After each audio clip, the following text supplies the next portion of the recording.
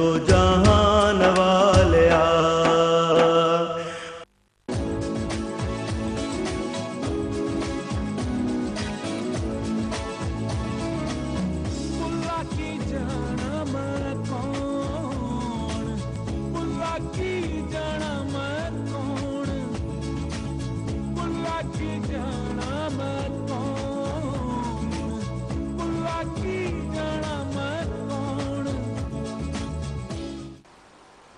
اعوذ باللہ من الشیطان الرجیم۔ لوح و قلم، اور لوح قلم ہے کیا؟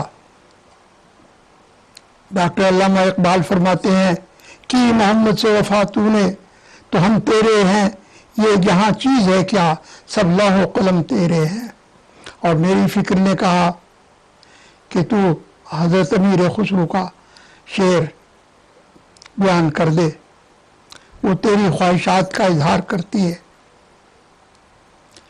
نوشتہ بردر دیوار جنت، نوشتہ بردر دیوار جنت بخط سبز و جلی، شفیع ما روز قیامت محمد عربی صلی اللہ علیہ وآلہ وسلم۔ اس دنیا میں 1,24,000 پیغمبر تشریف لائے، کیا سب کا پیغام ایک تھا یا الگ الگ تھا؟ اگر اللہ کی طرف سے تھے تو سب کا پیغام ایک تھا، اور وہ پیغام کیا تھا؟ ونس آف گاڈ، اللہ کی وحدانیت۔ اللہ تعالیٰ واحد ہے، اس کا کوئی شریک نہیں۔ اس دنیا میں 1,24,000 پیغمبر آئے، سب نے یہ ایک ہی پیغام دیا۔ پہلا پیغام یہ تھا اللہ تعالیٰ کا کہ thou shalt not kill، کسی کی جان مت مارو۔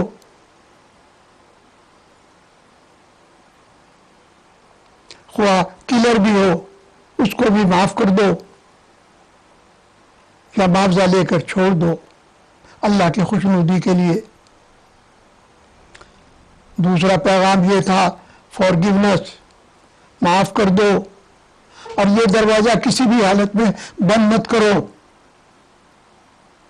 اس دروازے کو کھلا رکھو اللہ کی خوشنودی کے لیے۔ اور اللہ رب العالمین ہے، رسول اللہ صلی اللہ علیہ وسلم رحمۃ اللہ عالمین ہے۔ اس کا سوال نہیں کہ کوئی مانتا ہے یا نہیں مانتا، ماننے والوں کے لیے بھی رحمت ہے، نہیں مانتا ان کے لیے بھی رحمت ہے، ہر قوم کے لیے، ہر مذہب کے لیے، ہر رنگ نسل کے لیے رحمت ہے۔ اور یاد رکھو، کسی بھی کام کرنے سے پہلے یہ سوچ لو کہ وہ ناراض نہ ہو جائے۔ اگر وہ راضی کیسے ہوتا ہے، اس کی مخلوق کو راضی کرو۔ اللہ تعالیٰ نے جو بھی ہمیں چیز بخشی ہے اس کی محدود قوت ہے۔ ہم اتنی دور دیکھ سکتے ہیں، اتنے دور کی آواز سن سکتے ہیں، اتنی دور کی آواز پہنچا سکتے ہیں، اتنا وزن اٹھا سکتے ہیں۔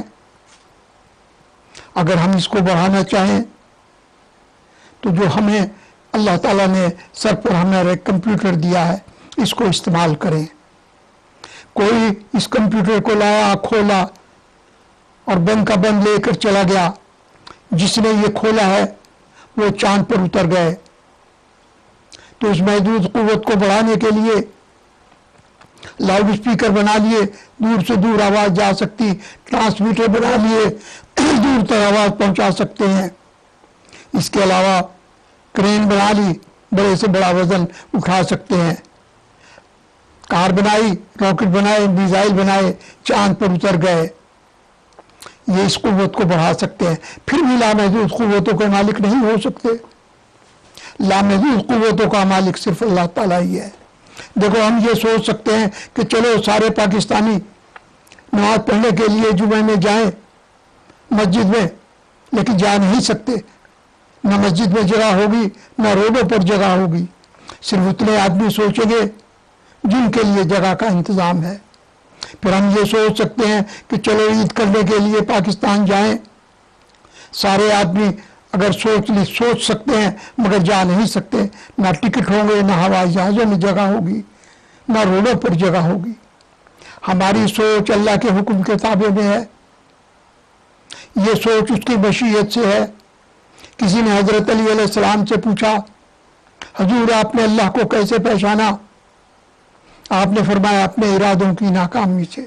اس سے اندازہ کرو کہ وہ جن کی زبان امر تھی وہ کہہ رہے اپنے ارادوں کی ناکامی سے اللہ کو پہچانا، کوئی اور ہے جو کامیاب کرتا ہے اور ناکام کرتا ہے۔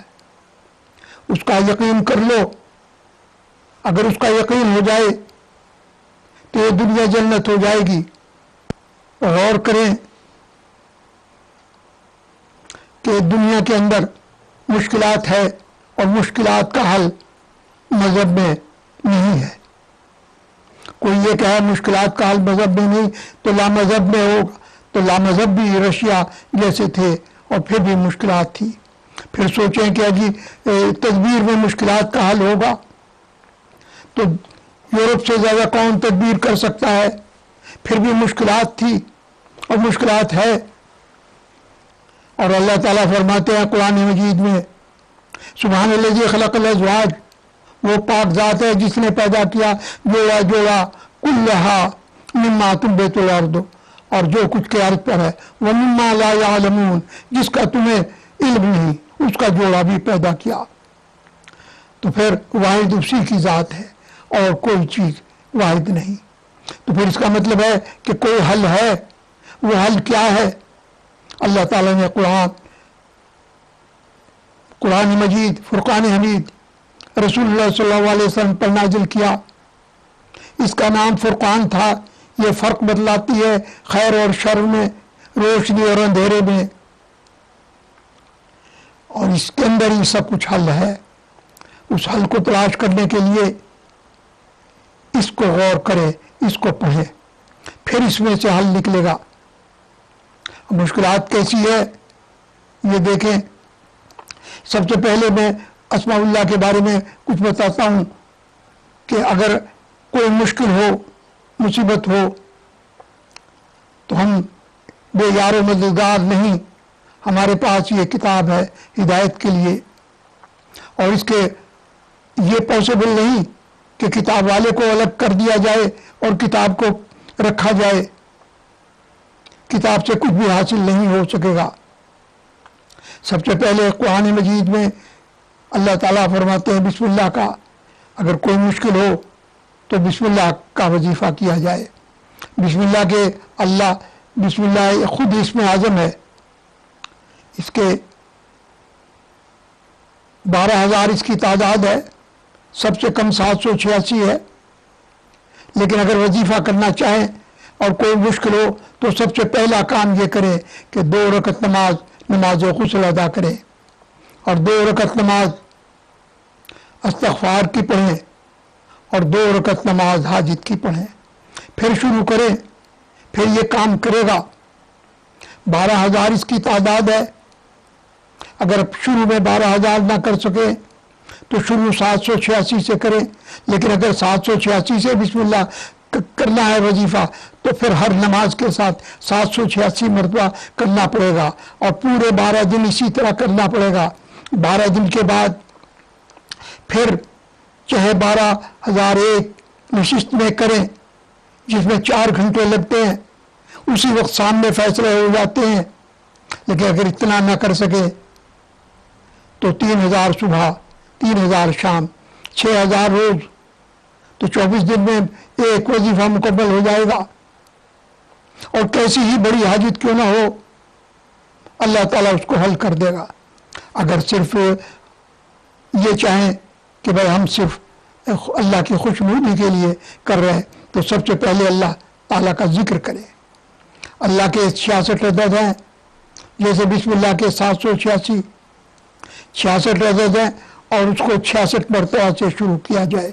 لیکن ترتیب یہی، پہلے نمازوں کی ترتیب کرے، پھر 66 مرتبہ ہر نماز کے ساتھ ادا کرے، پھر اس کے بعد اس کی بھی تعداد جو ہے، جیسے بسم اللہ کے 12,000 ہے، اس کے بسم اللہ کے 12,000 کیوں ہیں یہ بھی میں ایک تفصیل بیان کر دوں کہ بسم اللہ کے 19 حروف ہیں، اسی لیے یا تو 19,000 ہو یا 12,000 ہو، اسی طرح سے